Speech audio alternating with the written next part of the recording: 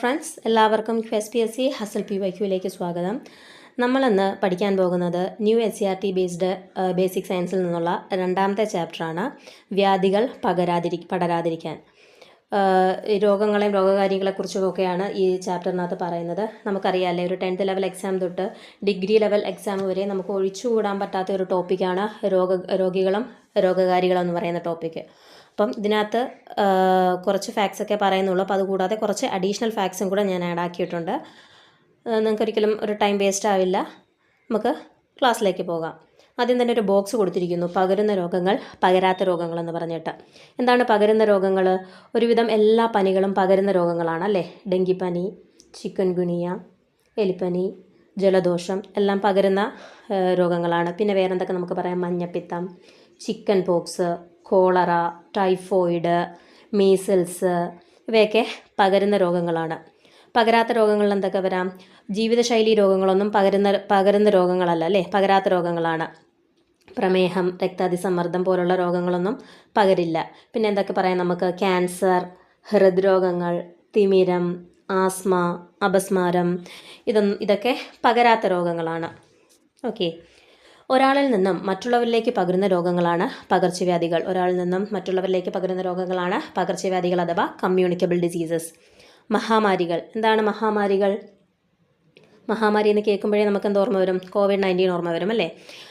പകർച്ചവ്യാധികൾ മറ്റു രാജ്യങ്ങളിലേക്കോ ഭൂഖണ്ഡങ്ങളിലേക്കോ വ്യാപിക്കുകയും നിരവധി ആളുകളെ ബാധിക്കുകയും ചെയ്താൽ അതിനെ മഹാമാരി അഥവാ പാൻഡമിക് എന്ന് പറയുന്നു.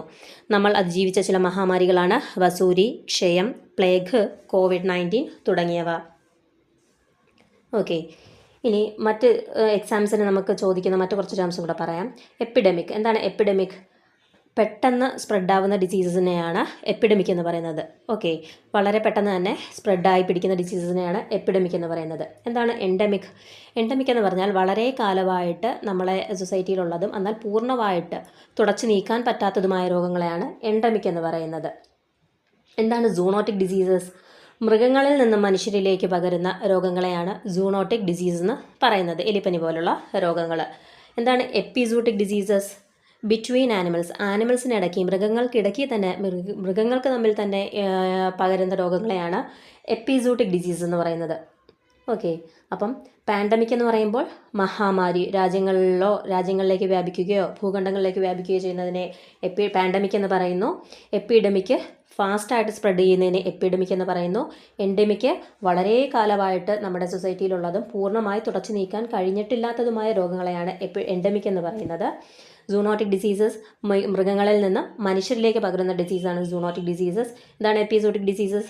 Between animals. ആനിമൽസിനിടയ്ക്ക് തന്നെ പകരുന്ന രോഗങ്ങളെയാണ് എപ്പിസോട്ടിക് ഡിസീസസ് എന്ന് പറയുന്നത്. ഓക്കെ. അടുത്തത് രോഗകാരികൾ അഥവാ പാത്തജൻസ്.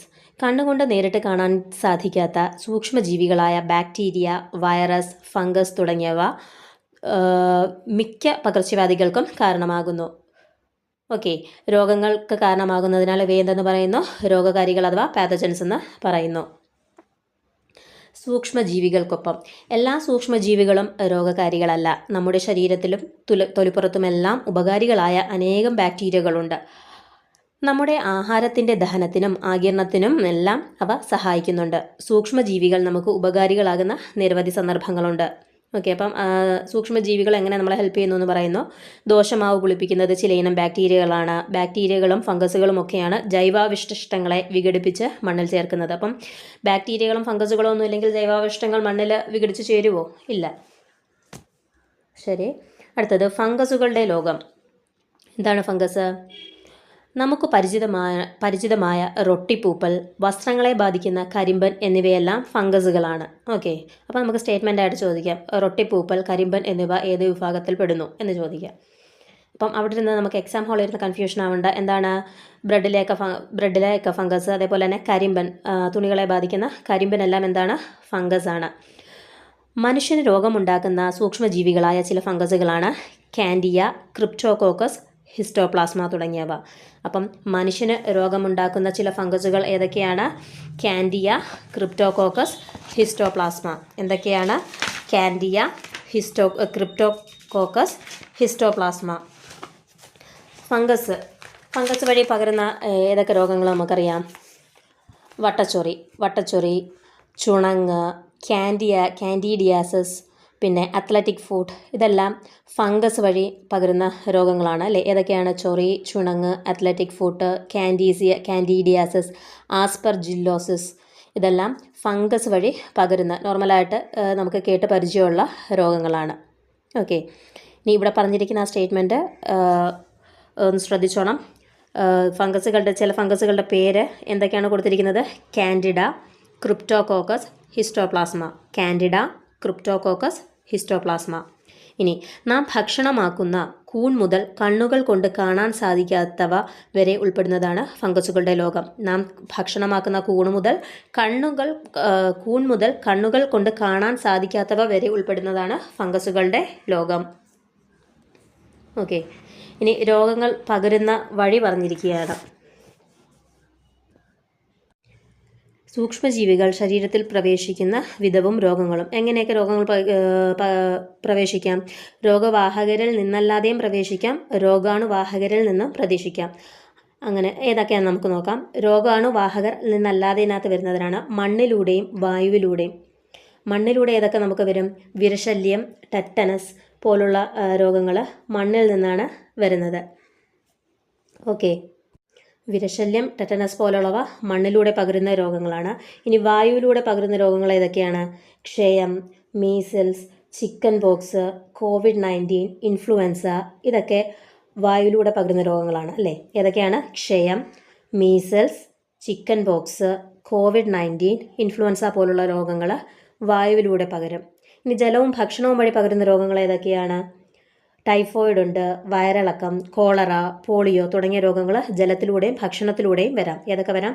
ടൈഫോയിഡ്, വയറിളക്കം, കോളറ, പോളിയോ പോലുള്ള രോഗങ്ങൾ ജലത്തിലൂടെയും ഭക്ഷണത്തിലൂടെയും വരാം. അപ്പം മണ്ണിലൂടെ വരുന്ന ഏതൊക്കെയാണ്? വിരശല്യം വരാം, ടെറ്റനസ് വരാം. വായുവിലൂടെ എന്തൊക്കെ വരാം? ക്ഷയം വരാം, measles, chicken pox, COVID-19, influenza പോലുള്ള രോഗങ്ങൾ വായുവിലൂടെ വരാം. ജലവും ഭക്ഷണവും വഴി എന്തൊക്കെ വരാം? ടൈഫോയിഡ്, വയറിളക്കം, കോളറ, പോളിയോ മുതലായ രോഗങ്ങൾ ജലത്തിലൂടെയും ഭക്ഷണത്തിലൂടെയും വരാം. ഇനി അപ്പുറത്ത് കൊടുത്തിരിക്കുന്നത് നോക്കൂ. രോഗാണുവാഹകരിൽ നിന്ന് വെക്ടേഴ്സ്. ആരാണ് രോഗാണുവാഹകർ? വെക്ടേഴ്സ് അല്ലേ? രോഗം കൊണ്ടുതരുന്ന ആൾക്കാർ. അങ്ങനെ അപ്പോൾ ആരൊക്കെയാണ് വെക്ടേഴ്സ്? കൊതുക് രോഗാണുവാഹകരാണ്. ഈച്ചയാണ്. പിന്നെ മനുഷ്യന്മാർ രോഗങ്ങൾ നമുക്ക് കൊണ്ടുതരാറുണ്ട്. പിന്നെ പക്ഷികളിൽ നിന്ന് വരാറുണ്ട്, എലി പോലുള്ളവയിൽ നിന്ന് വരാറുണ്ട് അല്ലേ? അപ്പം കൊതുകിൽ നിന്ന് വരുന്ന രോഗങ്ങൾ ഏതൊക്കെയാണ്? ഡെങ്കിപ്പനി, മന്ത്, ചിക്കൻ ഗുനിയ, മലേറിയ, മഞ്ഞപ്പനി, സിക്ക ഫീവർ, ഇതെല്ലാം കൊതുക് മുഖേന വരാം. പിന്നെ ഈച്ച മുഖേന വരുന്ന രോഗങ്ങൾ ഏതൊക്കെയാണ്? ടൈഫോയിഡ്, ഡിസെൻട്രി, കോളറ, ഇതൊക്കെ ഈച്ച മുഖേന പകരുന്ന രോഗങ്ങളാണ് അല്ലേ? ടൈഫോയിഡ്, ഡിസെൻട്രി, കോളറ ഒക്കെ ഈച്ച മുഖേന വരാം. ഇനി മനുഷ്യരിലെ സമ്പർക്കം മുഖേന ഏതൊക്കെ രോഗങ്ങൾ വരാം? കുഷ്ഠം, ചെങ്കണ്ണ്, എയ്ഡ്സ് പോലുള്ളവ മനുഷ്യരുമായിട്ടുള്ള സമ്പർക്കം മുഖേന നമുക്ക് വരാം. ഏതൊക്കെയാണ്? കുഷ്ഠം, ചെങ്കണ്ണ്, എയ്ഡ്സ് പോലുള്ള ഡിസീസസ്. പിന്നെ പക്ഷികൾ വഴി ഏതൊക്കെ രോഗങ്ങൾ വരാം? പക്ഷിപ്പനി വരാം അല്ലേ? H5N1 പക്ഷികൾ വഴി പകരുന്ന രോഗമാണ്. പിന്നെ എലി മുഖേന വരാം. ഏതാണ്? ലെപ്റ്റോസ്പൈറോസിസ് അല്ലേ? എലിപ്പനി വരാം. പ്ലേഗ് വരാം, ടൈഫസ് വരാം എലി മുഖേന. പിന്നെ വവ്വാൽ മുഖേന ഏത് വരാം? നിപ്പ വരാം അല്ലേ? നിപ്പ പനി വരാം. ഓക്കെ, അപ്പം രോഗകാരികളായ സൂക്ഷ്മജീവികളെ നമ്മുടെ ശരീരത്തിലേക്ക് എത്തിക്കുന്ന ജീവികളാണ് രോഗാണുവാഹകർ അഥവാ വെക്ടേഴ്സ്. ഈച്ച, എലിച്ചെള്ള്, കൊതുക്, വവ്വാൽ തുടങ്ങി ധാരാളം ജീവികൾ രോഗാണുവാഹകരിൽ ഉൾപ്പെടും. ഇനി പരിസര ശുചിത്വത്തിനെക്കുറിച്ച് പറഞ്ഞിരിക്കുകയാണ്. രോഗാണുവാഹകർ പെരുകുന്ന സാഹചര്യങ്ങൾ എഴുതി നോക്കുന്ന കുട്ടികളടുത്ത് പറഞ്ഞേക്കുവാണ്. എങ്ങനെയാണ്? ഉപേക്ഷിച്ച പ്ലാസ്റ്റിക് കവറുകളിലും കുപ്പികളിലും ചിരട്ടകളിലും കെട്ടിക്കിടക്കുന്ന ജലത്തിലും കൊതുക് മുട്ടയിട്ട് വളരുന്നു അല്ലേ? വൃത്തിഹീനമായ പരിസരത്ത് കൊതുകും ഈച്ചയും എലിയൊക്കെ പെറ്റുപെരുകും. അടുത്തത്, വെള്ളം കെട്ടിക്കിടക്കുന്നത് ഒഴിവാക്കൽ, പാർപ്പിടങ്ങൾക്ക് ചുറ്റുമുള്ള പുല്ലും പാഴ്ചെടികളും നീക്കൽ, ഓടകൾ ശുചീകരിക്കൽ എന്നിവ കൊതുക് പെരുകുന്നത് തടയാനുള്ള ചില മാർഗങ്ങളാണ്. പിന്നെന്താണ്? സന്ധ്യാസമയത്ത് വാതിലും ജനലുകളും അടച്ചിടുക. പിന്നെ ആഴ്ചയിൽ 6-ാമത്തെ 7-ാമത്തെ ദിവസം എന്താണെന്നുള്ള ഡ്രൈ ഡേ ആയിട്ട് ആചരിക്കണം അല്ലേ? ഓക്കെ, എന്നാണ് ലോക കൊതുക് ദിനം? ലോക കൊതുക് ദിനം എന്നാണ്? ഓഗസ്റ്റ് 20 ആണ്. ഓഗസ്റ്റ് 20 ലോക കൊതുക് ദിനമാണ്. മലേറിയ ദിനം എന്നാണ്? ഏപ്രിൽ 25 മലേറിയ ദിനം. മലേറിയ ദിനം എന്നാണ്? ഏപ്രിൽ 25. ഓക്കെ. ക്യാൻസർ ദിനം എന്നാണ്? ഫെബ്രുവരി 4 ക്യാൻസർ ദിനമാണ്. ഫെബ്രുവരി 4 ക്യാൻസർ ദിനം. അപ്പം ലോക കൊതുക് ദിനം എന്നാണ്? ഓഗസ്റ്റ് 20. മലേറിയ ദിനം എന്നാണ്? ഏപ്രിൽ 25. ഓക്കെ. അടുത്തത് രോഗങ്ങൾ വരാതിരിക്കാൻ ശ്രദ്ധിക്കേണ്ട കാര്യങ്ങൾ. ആഹാരത്തിലൂടെയും ജലത്തിലൂടെയും പകരുന്ന രോഗങ്ങൾ, അത് വരാതിരിക്കാൻ എന്ത് ചെയ്യണം? പഴങ്ങളും പച്ചക്കറികളും കഴുകി ഉപയോഗിക്കുക, ഭക്ഷണ സാധനങ്ങൾ അടച്ചു സൂക്ഷിക്കുക, തിളപ്പിച്ചാറിയ വെള്ളം കുടിക്കുക. വായുവിലൂടെയും സമ്പർക്കത്തിലൂടെയും പകരുന്ന രോഗങ്ങൾ, രോഗിയുമായുള്ള സമ്പർക്കം ഒഴിവാക്കുക, രോഗിയുടെ തൂവാല, വസ്ത്രങ്ങൾ മുതലായവ ഉപയോഗിക്കാതിരിക്കുക, മാസ്ക് ഉപയോഗിക്കുക, വ്യക്തിശുചിത്വം പാലിക്കുക.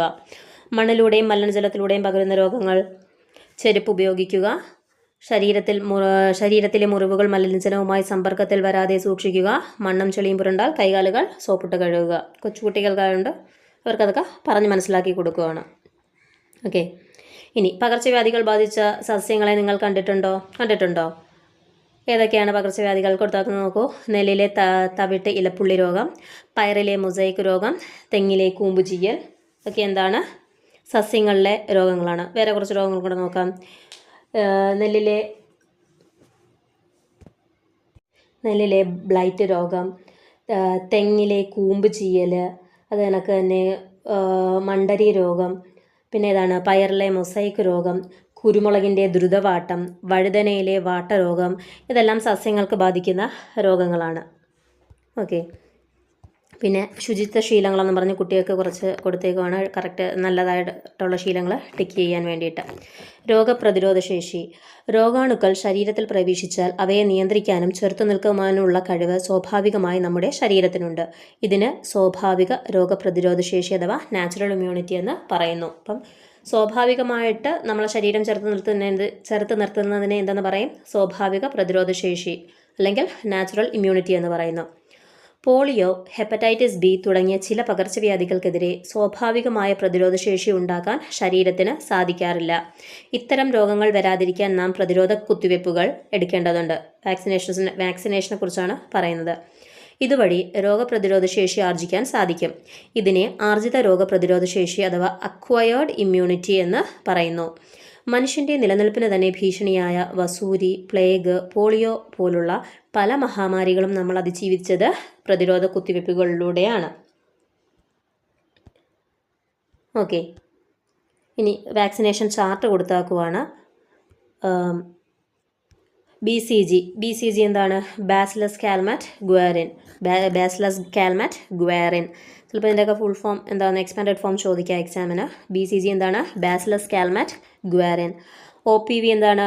Oral polio vaccine. HEPB എന്താണ്? Hepatitis B. FIPV എന്താണ്? ഫ്രാക്ഷണൽ ഡോസ് ഓഫ് പോളിയോ വാക്സിനെയാണ് FIPV എന്ന് പറയുന്നത്. RVV rotavirus vaccine. താഴെ ചിത്രത്തിനകത്ത് എപ്പോഴൊക്കെയാണ് ഇത് കൊടുക്കുന്നതെന്ന് കൊടുത്തിട്ടുണ്ട്. ജനന സമയത്ത് OPV, BCG, hepatitis B vaccination കൊടുക്കും. പിന്നെ 6 ആഴ്ചയുള്ളപ്പം കൊടുക്കുന്നതുണ്ട്, 10 ആഴ്ച, 14 ആഴ്ച, അങ്ങനെ ഓരോ ടൈമുണ്ട് അല്ലേ വാക്സിൻസ് കൊടുക്കുന്നതിന്. അങ്ങനെ ഒരു 2 വയസ്സ് വരെ കണ്ടിന്യൂസ് ആയിട്ട് കുഞ്ഞുകുട്ടിയൊക്കെ വാക്സിൻസ് കൊടുക്കാറുണ്ട്. പിന്നെ 5 വയസ്സിൽ കൊടുക്കാറുണ്ട്, പിന്നെ 10 വയസ്സിൽ കൊടുക്കാറുണ്ട്, പിന്നെ 15 വയസ്സിൽ കൊടുക്കാറുണ്ട് അല്ലേ. PCV നോക്കൂ. PCV എന്താണ്? Pneumococcal conjugate vaccine. എന്താണ്? ന്യൂമോകോക്കൽ കൺജുഗേറ്റ് വാക്സിനാണ് PCV. എന്താണ്? MR? മീസ്ലസ് റൂബെല്ല വാക്സിനാണ് MR. DPT എന്താണ്? Diphtheria, pertussis, tetanus vaccine. എന്താണ് DPT? ഡിഫ്തീരിയ, പെർട്ടോസിസ്, വെല്ലഞ്ചുമ, ടെറ്റനസ് വാക്സിൻ, ടെറ്റനസ്. TD എന്താണ്? ടെറ്റനസ് ഡിഫ്തീരിയ വാക്സിനാണ് TD. അതും എടുക്കുന്ന പ്രായം കൊടുത്തിട്ടുണ്ട്. ഓക്കെ. ശരിയായ അറിവും പ്രതിരോധ മാർഗവും കൊണ്ട് രോഗങ്ങളെ അകറ്റി നിർത്താം. ആരോഗ്യമുള്ള ജനതയാണ് നാടിൻ്റെ സമ്പത്ത്. എന്താണ്? കുട്ടികൾക്ക് ഒരു ഉപദേശം, മോറൽ കൊടുക്കുവാണ്. ശരിയായ അറിവും പ്രതിരോധ മാർഗങ്ങളും കൊണ്ട് രോഗങ്ങളെ അകറ്റി നിർത്താം. ഇപ്പോഴും വാക്സിൻ എടുക്കാത്ത ആളുകൾ ഇപ്പോഴും ഉണ്ട് അല്ലേ. ഇനി നമുക്ക് കുറച്ചൊരു അഡീഷണൽ ഫാക്ട്സ് നോക്കാം. വൈറസും ഫംഗസും ബാക്ടീരിയയും ഒന്നും വഴിയല്ലാതെ പകരുന്ന മറ്റു ചില രോഗങ്ങളുണ്ടല്ലേ. തൊഴിൽജന്യ രോഗങ്ങളുണ്ട്, ജനിതക രോഗങ്ങളുണ്ട്, ക്രോമസോൺ സംഖ്യയുമായി ബന്ധപ്പെട്ട് വരുന്ന ചില രോഗങ്ങളുണ്ട് അല്ലേ. നോക്കാം. തൊഴിലിടങ്ങളിലെ സാഹചര്യങ്ങളുമായി ബന്ധപ്പെട്ടുണ്ടാകുന്ന രോഗങ്ങളാണ് തൊഴിൽജന്യ രോഗങ്ങൾ. ഏതൊക്കെ പറയാം? കൽക്കരി ഖനികളിലെ തൊഴിലാളികൾക്കുണ്ടാകുന്ന രോഗമാണ് ന്യൂമോകോണിയോസസ്. കൽക്കരി ഖനികളിലെ തൊഴിലാളികൾക്കുണ്ടാകുന്ന രോഗമാണ്. പിന്നെ ടിൻ, മൈക്ക, സ്വർണ്ണഖനി തൊഴിലാളികൾക്കുണ്ടാകുന്ന രോഗം എന്താണ്? സിലിക്കോസിസ്. ആസ്ബറ്റോസ് ഫാക്ടറികളിലെ തൊഴിലാളികൾക്കുണ്ടാകുന്ന രോഗം എന്താണ്? ആസ്ബറ്റോസിസ് ആണ് അല്ലേ? ആസ്ബറ്റോസിസ്. അപ്പം തൊഴിൽ സാഹചര്യങ്ങളുമായി ബന്ധപ്പെട്ടുണ്ടാകുന്ന രോഗമാണ് തൊഴിൽജന്യ രോഗം. കൽക്കരി ഖനികളിലെ തൊഴിലാളികൾക്ക് ഉണ്ടാകുന്ന രോഗമാണ് ന്യൂമോകോണിയോസസ്. ഖനികളിലെ തൊഴിലാളികൾക്കുണ്ടാകുന്ന രോഗമാണ് സിലിക്കോസിസ്. ആസ്ബറ്റോസ് ഫാക്ടറികളിലെ തൊഴിലാളികൾക്കുണ്ടാകുന്ന രോഗമാണ് ആസ്ബറ്റോസിസ്. ഇനി ജനിതക രോഗങ്ങൾ എന്തൊക്കെയാണെന്ന് നമുക്ക് നോക്കാം. ജനിതക രോഗങ്ങൾക്ക് ഉദാഹരണമാണ് ഹിമോഫീലിയ, സിക്കിൾ സെൽ അനീമിയ എന്നിവ അല്ലേ? ഹിമോഫീലിയയ്ക്ക് വേറെ എന്തൊക്കെ പേരുകൾ നമുക്ക് പറയാം? രാജകീയ രോഗം അഥവാ ക്രിസ്മസ് രോഗം എന്നൊക്കെ ഹിമോഫീലിയയ്ക്ക് പറയാം. ഓക്സിജന്റെ കുറവ് മൂലം RBC അരിവാൾ പോലെ ചുരുങ്ങുന്ന അവസ്ഥയാണ് എന്തെന്ന് പറയുന്നത്? സിക്കിൾ സെൽ അനീമിയ എന്ന് പറയുന്നത്. ഓക്സിജന്റെ കുറവ് മൂലം RBC അരിവാൾ പോലെ ചുരുങ്ങുന്ന രോഗമാണ് സിക്കിൾ സെൽ അനീമിയ. ഇനി പുരുഷന്മാരിൽ ലിംഗ ക്രോമോസോമുകളിൽ ഒന്നായ എക്സ് ക്രോമസോം ഒരെണ്ണം കൂടുന്ന അവസ്ഥയെ പറയുന്ന പേരെന്താണ്? ക്ലിൻഫിൽട്രർ സിൻഡ്രോം എന്നാണ് പറയുന്നത്. ക്ലിൻഫിൽട്രർ സിൻഡ്രോം. ഇനി സ്ത്രീകളിൽ ലിംഗ ക്രോമസോമുകൾ ഒന്ന് കുറയുന്ന അവസ്ഥ എന്തെന്ന് പറയും? ഒന്ന് കുറയുന്ന അവസ്ഥയെ ടർണർ സിൻഡ്രോം. പുരുഷന്മാരിൽ ഒരു ക്രോമസോം കൂടുന്ന അവസ്ഥയെ ക്ലിൻഫിൽട്രർ സിൻഡ്രോം എന്നും സ്ത്രീകളിൽ ഒരു ക്രോമസോം കുറയുന്ന അവസ്ഥ എന്തെന്ന് പറയും? ടർണർ സിൻഡ്രോം എന്നും പറയും. ഇനി ക്രോമസോം സംഖ്യയുമായി ബന്ധപ്പെട്ട ചില രോഗങ്ങളുണ്ട്. കഴിഞ്ഞ സെക്രട്ടേറിയറ്റ് OAയുടെ എക്സാമിനും ചോദിച്ചിരുന്നു. ക്രോമസോം 11-ലെ കുറവ് മൂലമുണ്ടാകുന്ന ക്രോമസോം സംഖ്യ 11-ലെ കുറവ് മൂലമുണ്ടാകുന്ന രോഗം ഏതാണ്? മെലാനിൻ ഡെഫിഷ്യൻസിയാണ്. മെലാനിൻ ഡെഫിഷ്യൻസി, ആൽബിനിസം എന്ന് പറയും. ക്രോമസോം സംഖ്യ 21-മായി ബന്ധപ്പെട്ട രോഗം ഏതാണ്? അൽഷിമേഴ്സ് അഥവാ ഡൗൺ സിൻഡ്രോം. ഇതൊക്കെയാണ് ക്രോമസോം 11-മായിട്ട് ബന്ധപ്പെട്ടത് മെലാനിനും ക്രോമസോം 21-ആയിട്ട് ബന്ധപ്പെട്ടത് അൽഷിമേഴ്സ് രോഗവുമാണ്. ഓക്കെ, അപ്പം ഇത്രയുമാണ് ഇന്നത്തെ ക്ലാസ്. നിങ്ങൾക്ക് ക്ലാസ് ഉപകാരപ്പെടുന്നുവെങ്കിൽ ഒന്ന് ലൈക്ക് ചെയ്തേക്കുക. ഇതേപോലത്തെ ക്ലാസ്സുകൾ ഇനിയും ആവശ്യമുണ്ടെങ്കിൽ നിങ്ങൾ ചാനൽ ഒന്ന് സബ്സ്ക്രൈബ് ചെയ്ത് വെക്കുക. നിങ്ങളുടെ അഭിപ്രായങ്ങൾ കമൻ്റായിട്ട് അറിയിക്കുക. പിന്നെ നമ്മൾ SCRT ക്ലാസ്സസ് മാത്രമല്ല, റീസെൻ്റായിട്ട് PSC നടത്തി വരുന്ന എല്ലാ ടെക്നിക്കൽ എക്സാംസും സ്പെഷ്യൽ എക്സാംസും ഉൾപ്പെടെയുള്ള എല്ലാ എക്സാംസിൻ്റെയും PYQ ഡിസ്കഷൻ ചെയ്യുന്നുണ്ട്. വിത്ത് റിലേറ്റഡ് ഫാക്ട്സ് ചെയ്തു പോകുന്നുണ്ട്. ഡെയിലി ഓരോ PYQ വെച്ച് വർക്കൗട്ട് ചെയ്ത് പോകുന്നുണ്ട്. അപ്പം ഞാൻ ലിങ്ക് ഡിസ്ക്രിപ്ഷൻ ബോക്സിൽ കൊടുത്തേക്കാം, പ്ലേലിസ്റ്റ് കൊടുത്തേക്കാം.